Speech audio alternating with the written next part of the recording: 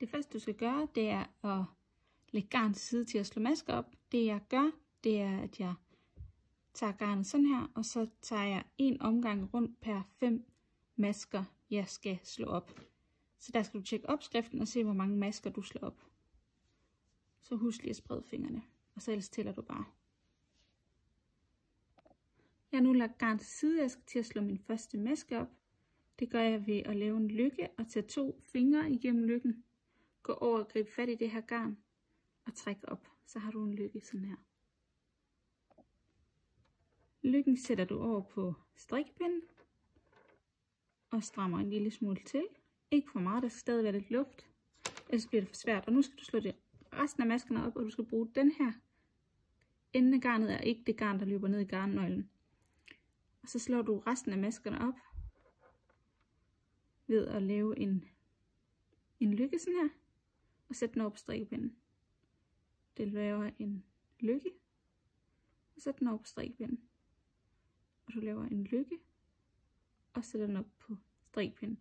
Og så gør du det antal gange, der står i opskriften. Nu skal du i gang med at strikke rib, og du skal strikke med den tråd, som løber ned i garnnøglerne. Når du skal strikke rib, så skal du strikke skiftevis en retmaske og en vrangmaske. Og så skal du placere tråden, der løber ned i garnnøglerne, på din højre pegefinger. Og så holder du sådan her. Det gør jeg i hvert fald. Når du skal strikke din første retmaske, så skal du gå ind i masken den her vej fra. Og så går du om med højre strikkepind og griber fat om garnet. Og trækker garnet med tilbage igennem den maske, du lige gik ind i. Og så lader du garnet glide over på din højre strikkepind. Så har du strikket din første retmaske. Du skal nu strikke en vrangmaske, og det gør du ved at tage garnet foran arbejdet, sådan her foran din højre strikkepind.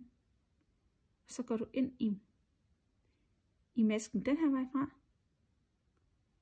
Drejer du rundt og går om og griber fat om garnet med din højre strikkepind. Tager garnet med tilbage igennem hullet og trækker ud. Jeg viser det lige igen, så jeg trækker den lige af pinden. Jeg tager garnet foran arbejdet. Jeg går ind i masken den her vej fra. Går om og griber fat om garnet. Og tager garnet med igennem, tilbage igennem det her hul. Og så lader garnet glide over på min højre strikkepind. Nu tænker du måske, puha, det er svært det her. Men lige om lidt, så sidder det hele i fingrene. Det kræver bare øvelse. Godt. Men når du strikker rib, så skal du som sagt strikke skiftevis retmasker og vrangmasker. Og du har lige strikket en retmaske og en vrangmaske. Så nu skal du strikke en retmaske igen. Og nu skal du strikke en vrangmaske. Og sådan fortsætter du. Nu vil jeg også lige vise, hvordan du kan se forskel på en ret og en vrangmaske, når du har strikket den. Når du har strikket en vrangmaske, så ligger der sådan en boble her foran arbejdet, som du faktisk kan stikke en strikkepind igennem her. Der ligger ligesom en boble helt op under strikkepinden. Og ved retmaskerne, hvis du trækker ud i den, så bliver der sådan en lille V. En V lige her. Hvis I kan se det, så bliver der et lille V her. Og her er der igen en vrangmaske, hvor der er en boble her, lige under strikkepinden. Og her er der et V, hvis man trækker ud. Jeg har nu strikket den sidste maske fra min venstre pind over på min højre pind, så jeg har nu strikket første omgang. Det jeg gør nu, det er, at jeg tager den højre strikkepind over i min venstre hånd, og tager den venstre strikkepind, som var før, over i min venstre hånd, den tager jeg i højre hånd. Nu skal jeg fortsætte med at strikke rib, og jeg placerer igen garnet sådan her. Og når jeg strikker rib her, så skal jeg i retmaskerne, hvor der er et lille V her, dem skal jeg strikke ret.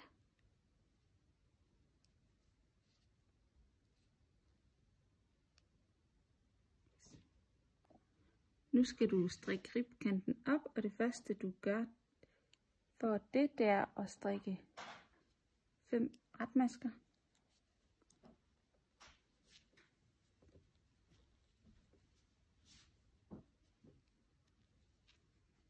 Når du når til den 6. maske, så er det, du skal folde ribkanten op, og så skal du strikke opslagskanten her sammen med de her masker.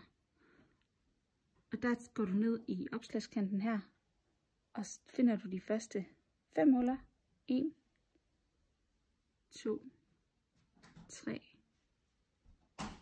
4 og 5. Dem skal du ikke strikke op. Men den 6. maske på opslagskanten, den sætter du op på din venstre strikkepind.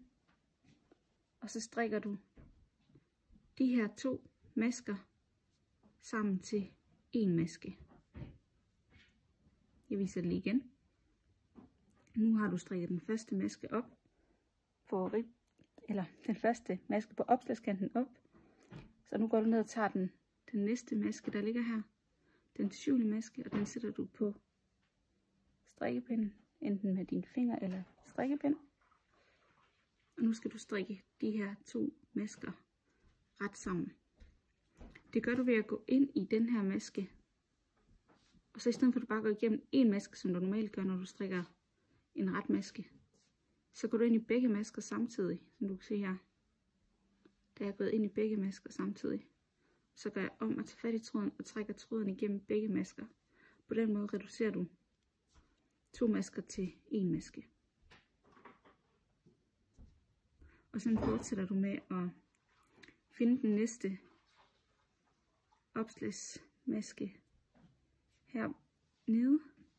Sæt den op på pinden og lave en indtægning. Efter jeg nu har strikket opslagskanten op, så er jeg på vrangsiden, og det kan jeg se ved de her bobler, der ligger hele vejen hen fra da jeg strikkede opslagskanten op. Og nu skal jeg skifte rundpind, så min masker ligger på rundpind 5 mm lige nu, og jeg tager rundpind 6 mm i brug, når jeg begynder at strikke de her masker vrang. Og så strikker jeg så bare en hel pind her, hvor jeg bare strikker vrangmasker. Og det gør jeg hele pinden ud, sådan så alle maskerne er over på min rundpind 6 mm.